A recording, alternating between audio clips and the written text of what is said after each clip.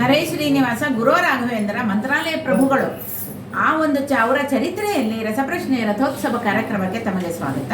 ತಮ್ಮ ಹೆಸರನ್ನು ಹೇಳಿ ಜೋರಾಗಿ ಹೇಳಿ. ನನ್ನ ಹೆಸರು ಸರೋಜಿನಿ ಹುದ್ದಾರ್. ಸರೋಜಿನಿ ನನ್ನ ತವರು ಹುದ್ದಾರು ನಮ್ಮ ತವ್ರ ಮನೆಯದ್ದು ಸರ್ವೇಮು.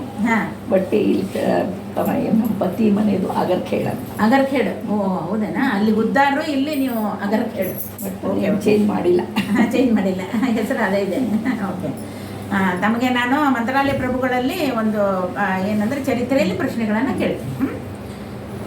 ಮೊದಲನೇ ಪ್ರಶ್ನೆ ತಮಗೆ, ಕುಂಭಕೋಣದಲ್ಲಿ ಅಧ್ಯಯನ ಮಾಡುತ್ತಿರುವಾಗ ಯಾವ ಗ್ರಂಥಗಳಿಗೆ ಶ್ರೀ ರಾಘವೇಂದ್ರ ಸ್ವಾಮಿಗಳು ಟಿಪ್ಪಣಿ ಬರೆದರು? ಕುಂಭಕೋಣದಲ್ಲಿ ಅಧ್ಯಯನ ಮಾಡ್ತಾ ಇದ್ರು, ಯಾವ ಗ್ರಂಥಗಳಿಗೆ ಶ್ರೀ ರಾಘವೇಂದ್ರ ಸ್ವಾಮಿಗಳು ಟಿಪ್ಪಣಿಯನ್ನ ಬರೆದರು?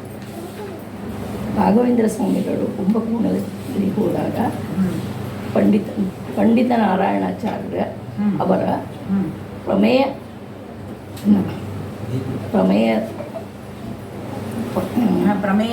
ನವಮಾಲಿಕೆ ಮತ್ತು ಇನ್ನೊಂದು ಅಣು ಮಧ್ವ ವಿಜಯ, ಇದರ ಬಗ್ಗೆ ಟಿಪ್ಪಣಿಗಳು. ಅಣು ಮಧ್ವ ವಿಜಯ ಮತ್ತು ನಾರಾಯಣ ಪಂಡಿತಾಚಾರ್ಯರ ಪ್ರಮೇಯ ನವಮಾಲಿಕೆ, ಪ್ರಮೇಯ ನವಮಾಲಿಕೆ ಟಿಪ್ಪಣಿಯನ್ನ ಬರೆದರು. ಸರಿಯಾದ ಉತ್ತರ. ಎರಡನೇ ಪ್ರಶ್ನೆಗೆ ಹೋಗೋಣ. ನನಗೆ ಸ್ವಲ್ಪ ಟೆನ್ಷನ್ ಆಗುತ್ತೆ, ಇದು ಫಸ್ಟ್ ಟೈಮ್.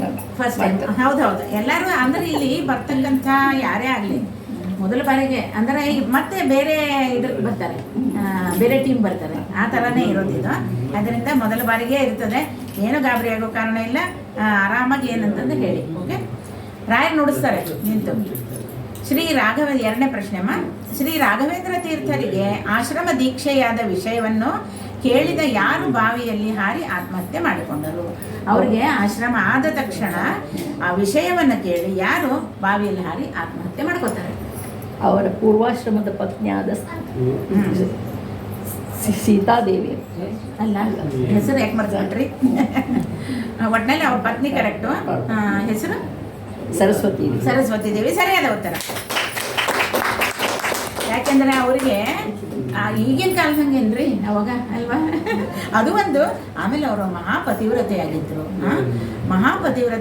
ಪತಿಯೊಂದಿಗೇನೆ ಎಲ್ಲ ಒಂದು ಧರ್ಮ ಕಾರ್ಯಗಳನ್ನಾಗಲಿ ಇದಾಗಲಿ ಎಲ್ಲ ಅವರೊಟ್ಟಿಗೆ ಮಾಡ್ತಾ ಇದ್ರು.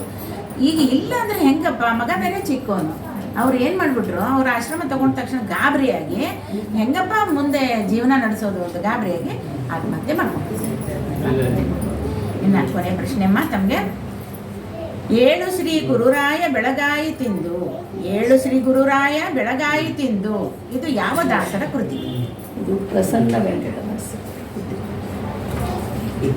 ಮೂರಿದೆ, ನಾ ಕೇಳ್ಬೇಕು ಅನ್ನೋದ್ರಲ್ಲೇ ನೀವು ಹೇಳ್ಬಿಟ್ರಿ. ಪ್ರಸನ್ನ ವೆಂಕಟದಾಸರ ಕೃತಿ. ಸರಿಯಾದ ಉತ್ತರ. ಇನ್ನೂ ಒಂದು ಪ್ರಶ್ನೆ ತಮಗೆ, ಕೊನೆಯ ಪ್ರಶ್ನೆ ಈಗ.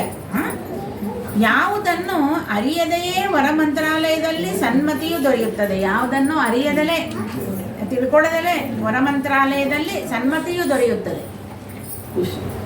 ಸುಶಾಸ್ತ್ರ, ವೇದ ಪುರಾಣ ಸುಶಾಸ್ತ್ರವಿಲ್ಲದೆ ಅಲ್ಲಿ ಸನ್ಮತಿಯು ದೊರೆಯುತ್ತದೆ. ಅಂದ್ರೆ ಅದನ್ನು ತಿಳ್ಕೊಂಡ್ರೆ ಒಳ್ಳೆಯದು.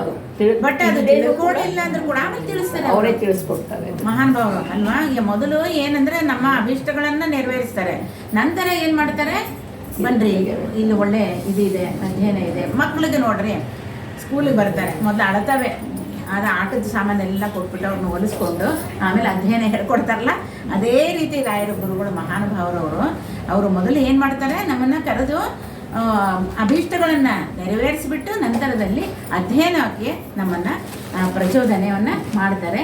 ಅದೇ ನಮಗೆ ಮುಖ್ಯವಾದ ಗುರಿ ಆಗಿರಬೇಕು.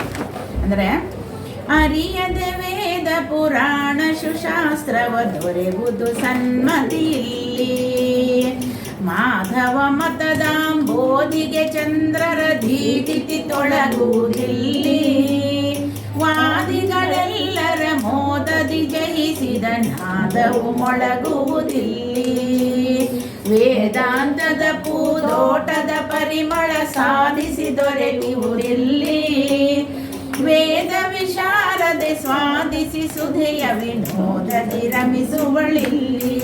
ಅಂದರೆ ಸಾಕ್ಷಾತ್ ಸರಸ್ವತಿ ದೇವಿ ಅವರ ನಾಲಿಗೆ ಮೇಲೆ ಅದನ್ನೇ ಮಂಚ ಏನೋ ವೇದಿಕೆ ಮಾಡ್ಕೊಂಡಿದ್ದಂತೆ. ಅಂದ್ರೆ ಅಂಥ ಮಹಾನುಭಾವರು ಅವರು, ಸಾಮಾನ್ಯ ಅಲ್ಲ ರಾಯರು. ಆದರೆ ಬಂದವರಿಗೆ ಮೊದಲು ಬಾ ಅಂತ ಕರೆದು, ಅಂದ್ರೆ ಮಗುವನ್ನು ಹೆಂಗೆ ಕರೀತಾರೋ ಆ ರೀತಿ ಕರೆದು ನಮಗೆ ಅಧ್ಯಯನವನ್ನು ಮಾಡ್ರಿ ಅಂತ ತಿಳಿಸ್ಕೊಡ್ತಾರೆ. ಅದೇ ರೀತಿ ನಾವು ಕೂಡ ಒಂದು ನಮ್ಮ ವಿದ್ಯಾಲಯದಿಂದ ಈ ಒಂದು ಅಧ್ಯಯನ ಸಾಮಗ್ರಿ ಕೊಡ್ತಾ ಇದ್ದೀವಿ. ಇದನ್ನೇನಾದ್ರು ಡಿಗ್ರಿ ಲೆವೆಲ್ ಇದನ್ನು ನೀವು ಪಾಸ್ ಮಾಡ್ಕೋಬೋದು. ಭಾಳ ಸಿಂಪಲ್ಲಾಗಿ ಪ್ರಶ್ನೆ ಉತ್ತರಗಳು ಇರುತ್ತೆ, ಜಾಸ್ತಿ ತೊಂದರೆ ಇಲ್ಲ. ಈಗ ರಸಪ್ರಶ್ನೆ ಹೆಂಗೆ ಭಾಗವಹಿಸಿದ್ರೆ ನೀವು ಆರಾಮ ಅನಿಸ್ತಾ ಎಲ್ಲ ಬಂತಲ್ವಾ? ಅದೇ ರೀತಿ ಇದರಲ್ಲೂ ಕೂಡ ಇರುತ್ತೆ. ನಿಧಾನಕ್ಕೆ ಏನಂದರೆ ನಾವು ಮಾಡಿಕೊಂಡು ನಂತರದಲ್ಲಿ MA PhD ಮಾಡ್ಕೊಂಡವರು ನಮ್ಮ ವಿದ್ಯಾಲಯದಲ್ಲಿದ್ದಾರೆ. ತಾವು ಕೂಡ ಮುಂದುವರಿಬೇಕು ಅಂತ ಹೇಳ್ತಾ ಒಂದು ರಾಯರ ಅನುಗ್ರಹದಿಂದ ತಾವು ಬಂದು ಒಂದು ಭಾಗವಹಿಸಿದ್ದಕ್ಕೆ ತಮಗೆ ಅನಂತ ಧನ್ಯವಾದಗಳು. ಇದೊಂದು ಸುಧಾವಕಾಶ ನಮಗೆ ಕೊಟ್ಟಿದ್ದಕ್ಕೆ ತುಂಬ ಧನ್ಯವಾದಗಳು.